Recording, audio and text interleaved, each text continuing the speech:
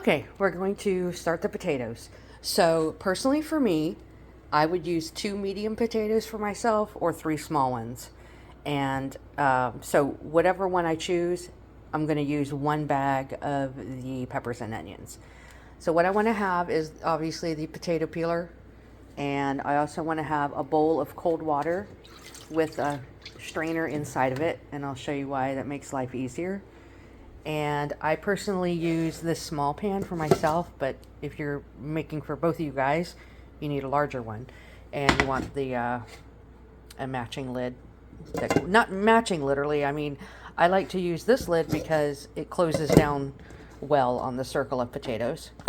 And then I use a spatula, and I'll show you why I use this round thing in a bit. So the first thing I'm going to do is put these aside.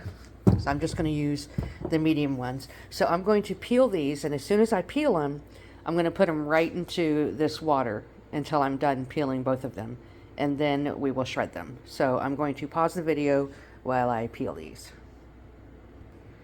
Okay, so they're peeled and sitting in the water, and it's at this point I'm going to go ahead and get the peppers and onions started.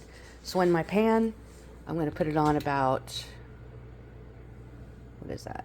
I don't know what the number is, but you can see. And I'm going to put some olive oil in it and about a tablespoon of butter. And so you can see it's not that much olive oil, just enough to like cover the bottom. You don't want the potatoes swimming around. Okay, so now I'm going to come over here and grab some potatoes. These have not frozen yet, but like I said, it's likely fine. You could cook them while they're frozen. It just makes it easier for them to come out of the bag if I put them in the microwave for like 30 seconds. But they're not frozen yet, so I don't need to do that. So I'm just going to dump these into the pan. I think that looks like a lot for my 2 potatoes, but I always think that, and somehow I guess they shrivel up when they cook or something, because I always end up thinking I didn't make enough peppers and onions. So I'm just going to spread those around a little bit.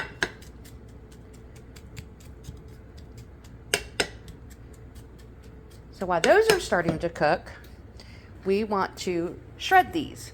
And as soon as you shred one, put those shredded ones right back in the water. It's really important because potatoes turn gross and ugly and it really fast, and it makes them taste funny.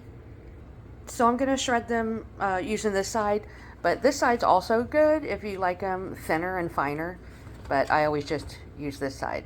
So I'm going to shred 1 potato and quickly put it back into this water, and then shred the other one and do the same thing back into the water. All right, now that the shredded potatoes are in here, what we want to do is get rid of as much starch off of the potatoes as we can. You can kind of still see the water is lightly cloudy, but if you get in here and start squeezing and twisting, you want to notice that the water gets extra cloudy. Shake them around, and when you do that, this is where it comes in handy to have the strainer in here. I'm going to take it out, and then I'm going to get rid of all that cloudy water. Go back in again with some cold water again. I have some of these shredded potatoes still sitting on the cutting board that I didn't scrape in, and I'm going to show you how nasty they look after they sit there without being in water. Just squeeze them around some more. Once you get the starch off of them, they can sit out longer without being in water. Okay, I'm going to drain these. I drain them, but they are still in the strainer in a bowl without water because I want to let them sit there to drain off as much water as possible. So I'm just going to set those aside. Now, with the peppers and onions, if they were frozen, they're going to be a little bit more watery than you see here, and you don't want that. So after these cook a bit, then you want to drain those. So I just use this little strainer, and I'm just going to dump them in. And put this back on. And now I'm going to add a little more olive oil because it's all not in the pan anymore. And butter. And then I'm going to take the potatoes and dump out any more water that's accumulated. See, I got a lot in there. Get rid of that. And then I'll dump the potatoes into here and add the peppers and onions to it and mix it up. See, now it doesn't look like there were too many peppers and onions for sure. In fact, I wouldn't mind more, but whatever. So I'm just going to stir those up, give them a good stir.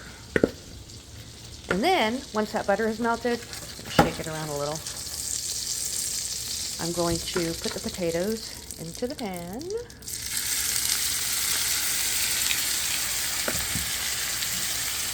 And then you want to flatten so it's even. Then this is where this spoon comes in handy. The way I get the good circles is I just come in and jam down around the edge. And a square spatula just doesn't get the circles good.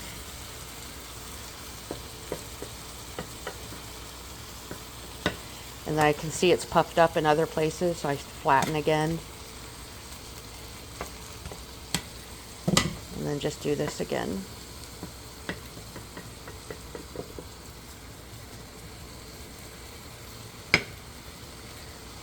Now I'm going to add my crushed pepper that I love so much. And coarse sea salt. Oh, it's so hard to do this one-handed. And then garlic, which, hold on. Okay, I had to put down the phone, and I just do a light layer of garlic across the top. Then put the top on.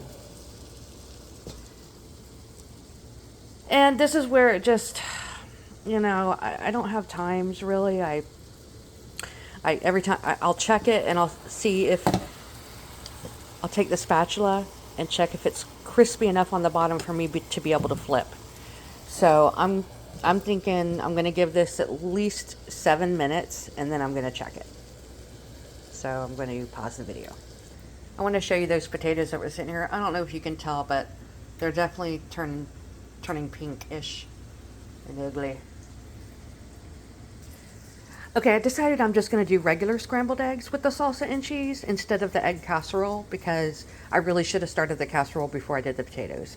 So what I use is this farm stand mild salsa, but they do have spicier ones if y'all prefer. Some cheddar cheese, I have 1 egg and a little bit of milk.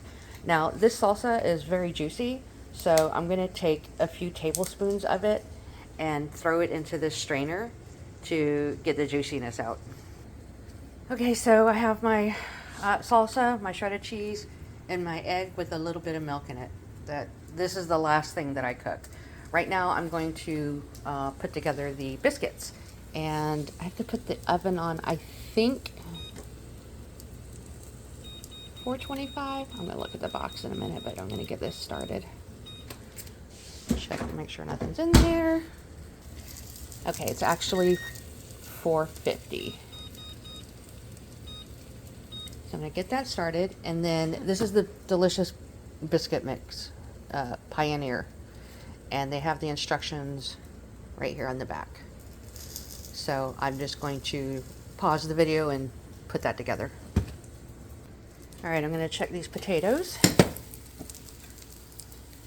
and if you look, you can see there's definitely getting pretty cooked at the bottom. In fact, I may have the heat on too high. Sometimes you're not going to get a perfect circle. Many times it's after me. So just do what you can to flip them over. And I'm going to have to pause the video to do this. I need both hands. Okay, so unfortunately they were starting to burn a little. I just turned them over, chopped them all up, and spread it out to make a circle again. And I turned down the heat. And I'm really not paying enough attention to it since I'm doing the video. But personally, I don't care. A lot of that is onion that has burned, which is perfectly fine with me. Just keep a closer eye on it than what I'm doing right now. All right, so I followed the instructions for the biscuit and I'm going to make 2 biscuits out of this. I like to spread a little melted butter on the pan, and then you want to put them touching. When you put biscuits together touching, it helps them to rise up higher. And then I'm just going to put a little bit more melted butter on the tops. And then this part is your own personal preference, but I like to put a little bit of salt on them too. I'm just going to pop those in the oven for about 12 minutes. Okay, I don't know what's happened here. I'm completely off my game today. LOL. But I'm going to eat them anyway. Just really watch them closer than I have. Okay, I'm going to see if I can do better with the eggs. So that's just a little butter. And what I like to do first is put the salsa in to get a little sizzle on it. Okay. Then my egg and milk combination, I'm just going to pour it all around on it. Kind of trap the tomatoes in.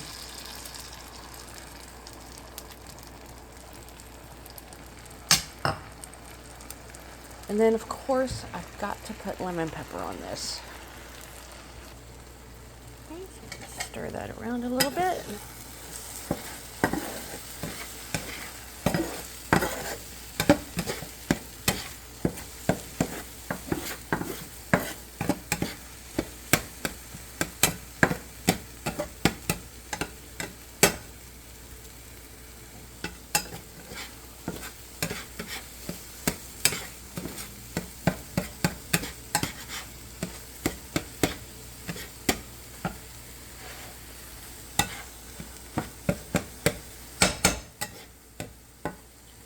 Now, once they are not runny, I still like to cook them further, but I definitely make sure they're not runny first. And then I just sprinkle the cheese all on top. Put the lid on and turn off the heat. And then they can just sit there until I'm ready and the cheese will be all melted. I'm still waiting on the biscuits to finish. And here it is. I think I put a little too much cheese in the eggs, but I'll deal with it. And believe it or not, those hash browns are delicious. To me, anyway. And I got my little thing of orange juice, and I'm ready to go eat.